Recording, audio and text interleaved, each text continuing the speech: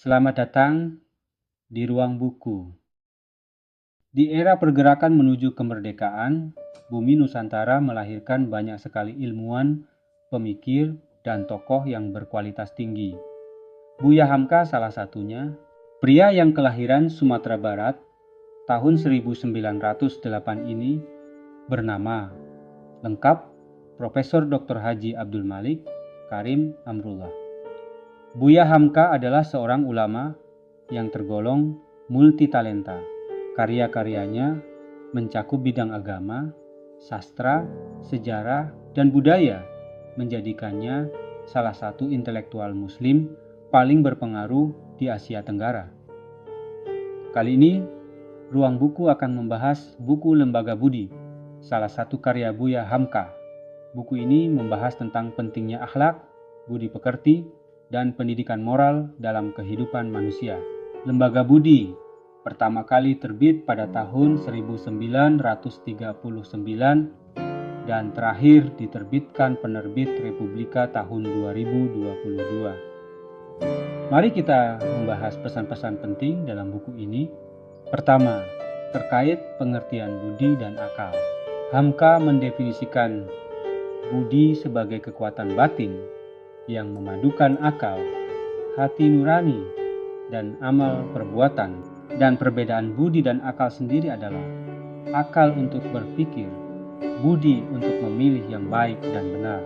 Sebagai contoh konkret, orang cerdas yang menggunakan ilmunya untuk menipu dianggap tidak berbudi.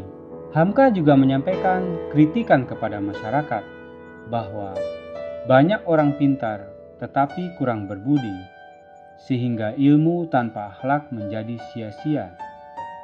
Kemudian, Hamka mengungkapkan sumber-sumber budi pekerti berasal dari iman, ilmu, dan pengalaman hidup. Dan itu semua melalui 1. Agama, khususnya Islam, sebagai fondasi utama pembentukan budi. 2. Keluarga, peran orang tua dalam menanamkan nilai kejujuran dan kasih sayang. 3. Lingkungan sosial, pengaruh teman dan masyarakat dalam membentuk karakter. 4. Pendidikan formal, sekolah harus mengajarkan ilmu dan akhlak secara seimbang. Lewat buku ini, Hamka juga mengecam pendidikan kolonial yang hanya mengejar ijazah tanpa membangun karakter dan dianggap mengabaikan dimensi ruhani dan moral. Akhlak dalam kehidupan sehari-hari. Hamka membahas tentang pentingnya adab dalam berbicara, makan, bergaul, dan bekerja.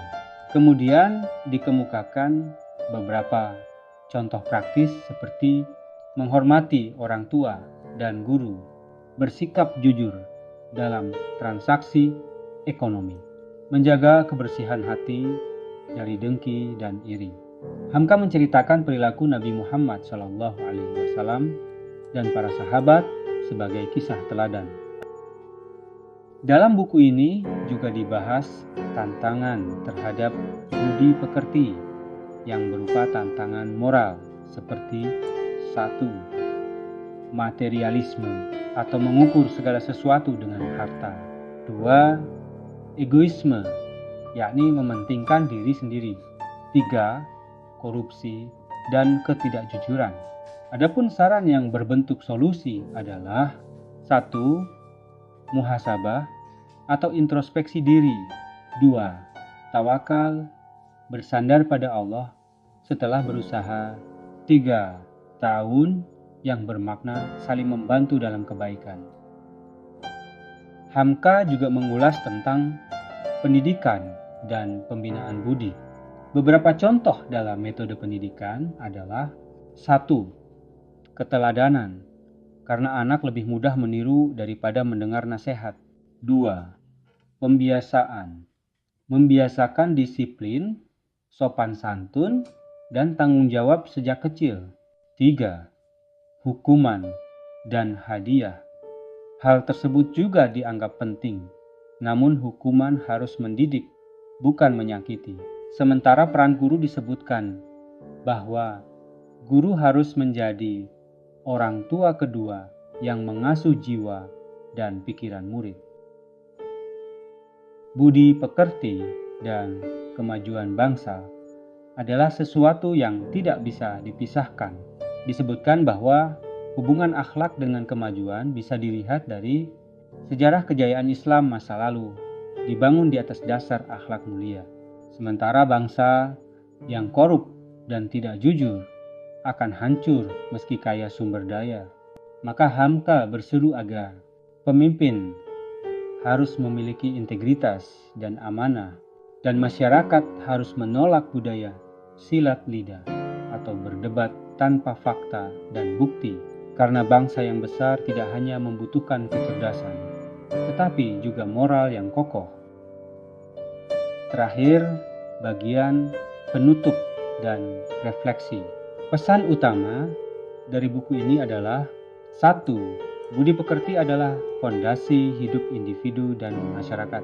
2. Ilmu tanpa akhlak seperti pedang di tangan penjahat.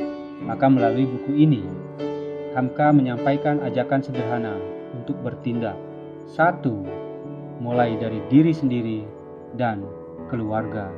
2. Menyebarkan kebaikan melalui tindakan nyata.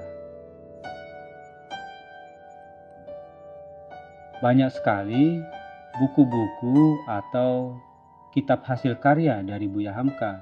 Yang paling fenomenal adalah Tafsir Al-Azhar, Tafsir Al-Quran dalam bahasa Indonesia, yang beliau tulis di penjara saat menjadi tahanan politik Orde Lama. Di bidang sastra, tenggelamnya kapal Van der Wijk dan di bawah lindungan Ka'bah menjadi masterpiece Hamka. Buku lain seperti Tasawuf Modern dan lain-lain menjadi bukti keluasan wawasan dan pengetahuan Buya Hamka. Membicarakan Buya Hamka seakan tiada habisnya. Sosok intelektual yang memiliki karakter kuat, kepribadian yang tidak mudah goyah dalam memegang prinsip, layak dijadikan panutan oleh segenap anak bangsa yang memang punya niat tulus ingin bangsa ini maju. Beberapa kutipan motivasi dari Buya Hamka adalah: budi adalah akal yang telah disinari oleh iman. Akhlak yang baik adalah cermin iman yang kuat. Budi yang luhur adalah warisan terbaik untuk generasi mendatang. Hidup ini ibarat sungai yang mengalir, membawa hikmah bagi yang mau berpikir. Budi yang tinggi adalah cahaya yang menerangi jalan hidup, sementara ilmu tanpa budi bagai pelita di tangan pencuri. Demikian ulasan singkat Ruang Guru untuk buku kali ini. Semoga bermanfaat. Terima kasih.